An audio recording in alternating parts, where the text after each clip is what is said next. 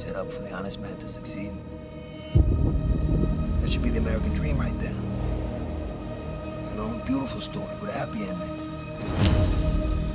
But that ain't the way the world works. America's a hustle.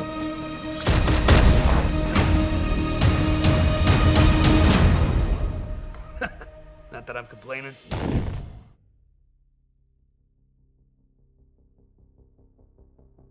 I would say that by a certain amount of design, by what Matt Reeves wrote and created, and Oz's purpose in the film was to kind of be a red herring to a certain degree. And he also brought some levity to the film. He's a funny way about him. He's kind of awkward. He's kind of got a little bit of an awkward sense of humor, Oz, but he's got a lot of fun, and he prides himself on being a people's person and a bon vivant and all that kind of stuff. I think we meet the same Oz, or a very close version of the same Oz. I mean, things have changed because the Iceberg Lounge is no more. He's unemployed, but he's still the same guy that we see in the film in the first episode. But very quickly, as a result of something that happens in the first 10 minutes of the first episode, very quickly he begins to change. And so there's a darkness which is born of his desire and is born of his need and his ambition, and also born of his wounds from his past, which is delved into later in the season. But there's a darkness that begins to descend on his heart and on Gotham as a whole that is, yeah, it's weighty. It's weighty. I mean, we really get into the weeds with him, you know? And one of the things that Matt Reeves and Lauren LaFranc, who is our showrunner and primary writer, and her team of writers, one of the things they got to do was really, really pay attention, not only to Oz, but to all the characters. Sophia goes on an incredible journey. Oz's mother, Frances, played by Dee Dee O'Connell, goes on an incredible journey. So the psychological nuance that Lauren put into the show was kind of extraordinary. When I read it the first time, I couldn't believe it. It was so complex. It was tasty.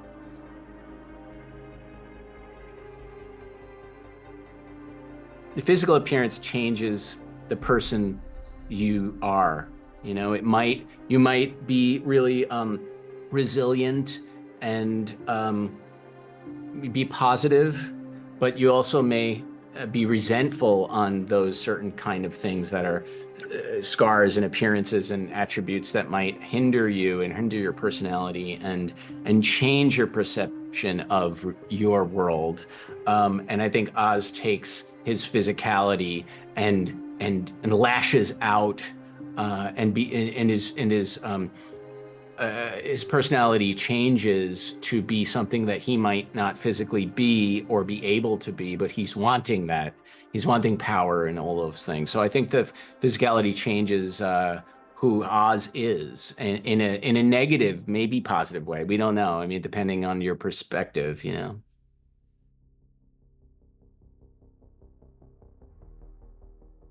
The thing about it is, and it's what's exciting about being on HBO, is that the point in doing a gangster story, you know, is to highlight character, to give you, when you're seeing like a dark American dream story, which I think is what we think this is. The idea from the beginning was Oz has been underestimated, and he sees this moment in this power vacuum to grab at something that no one believes he can get, but he knows he can, and is on his way to becoming the kingpin.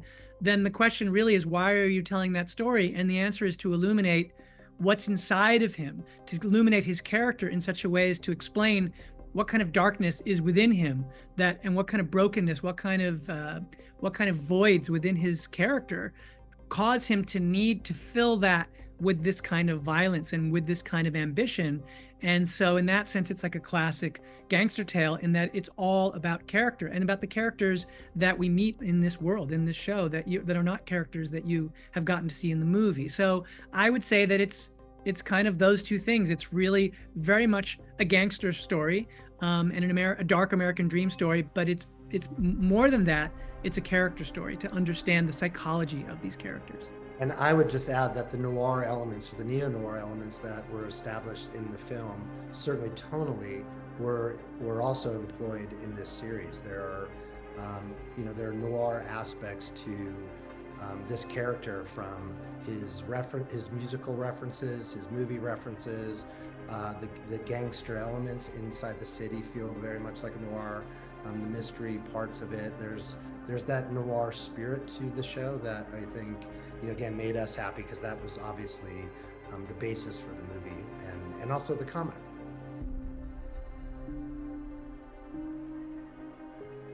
We did talk about doing it, and but the thing is, it needed to be earned, because what was really compelling about doing this, and I would say one of the things I would describe also when we're talking about, genre and this and that, one thing that this show represents is a point of view shift.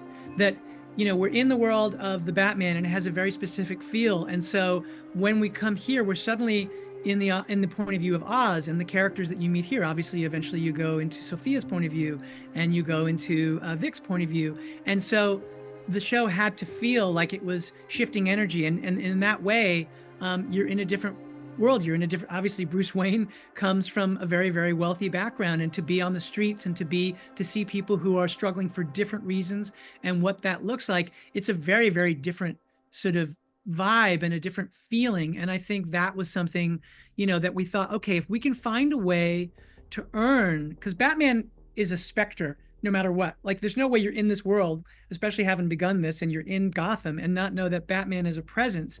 But we just wanted to make sure that if we did have him cross, that he didn't. Batman is such a powerful figure that if he comes in, he could mess with the narrative in a way. I mean, it's like, what would happen? You're Oz, you're suddenly interacting with, it would suddenly in a way be taken over by Batman. And we wanted this to be Oz's moment, Sophia's moment, Francis's moment, Vic's moment, and let this story be told. See the story of him having his rise. And so we toyed with it. We tried to find the moment, but we could never quite find the moment that didn't step on what was important, which was telling their stories, his story. And Lauren also just introduced us to all these other great characters. Exactly. Yeah. You wanted to spend more time with. So it was really a story about fully fleshing out this Penguin character and the characters that are involved in his story from end of movie to end of show. You referenced something that Craig said. That was one of the great experiences for me and Matt, to finish the film, but then be allowed to do things in a series that we just didn't have time or space to do in the movie, but we could do in the series. So, Vic lives in a part of Gotham that we couldn't place inside of our movie, or really kind of dig deeper into that area. But the effects of the movie, the things that happen in the movie, affect this area of where Vic lives. So those connections, those aren't Easter eggs, but the connectivity to those is an incredible experience, because again, we get to make these great movies, for theatrical movies, for Warner Brothers, but then we get to work with HBO and Max to do the series, and they each vibrate against each other in really kind of fun, kind of surprising ways.